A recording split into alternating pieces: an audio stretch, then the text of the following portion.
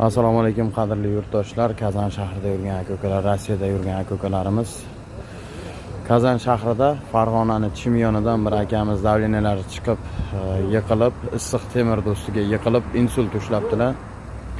Hozir videolarini qo'yib ko'rsatamiz. Qo'ldan kelgancha ehson qilib yordam berishlaringizni so'raymiz.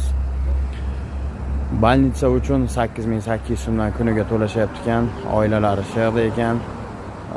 Qurbulari yetmasdan, imkoniyatlari yetmasdan bizga murojaat qilishdi.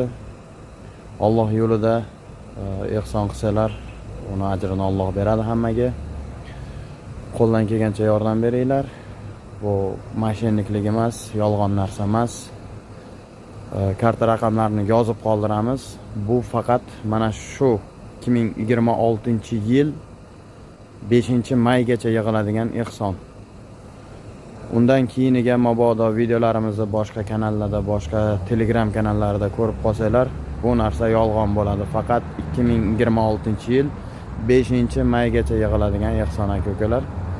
Hammalaringizni Alloh panohida asrasin. Har doim sog' salomat bo'linglar.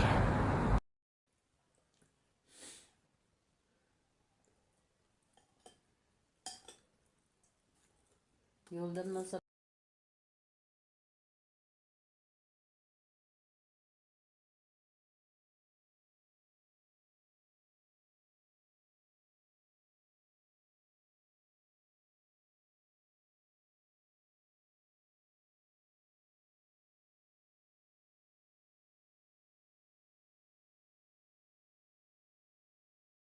Assalomu alaykum qadrli yurtdoshlar, Kazan shahrida yurgan aka-ukalar, Rossiyada yurgan aka-ukalarimiz.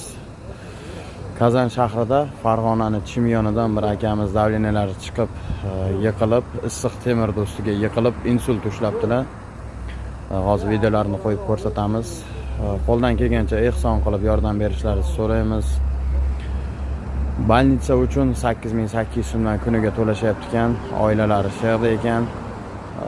Qurbulari yetmasdan, imkoniyatlari yetmasdan bizga murojaat qilishdi. Alloh yo'lida ehson qilsalar, uni ajrini Alloh beradi hammaga. Qo'ldan kelgancha yordam beringlar. Bu mashinniklik emas, yolg'on narsa emas. Karta raqamlarini yozib qoldiramiz. Bu faqat mana shu 2026-yil 5-maygacha yig'iladigan ehson. Undan keyiniga mabodo videolarimizni boshqa kanallarda, boshqa Telegram kanallarida ko'rib qolsanglar, bu narsa yolg'on bo'ladi. Faqat 2026-yil 5-maygacha yig'iladigan ehson aka-ukalar.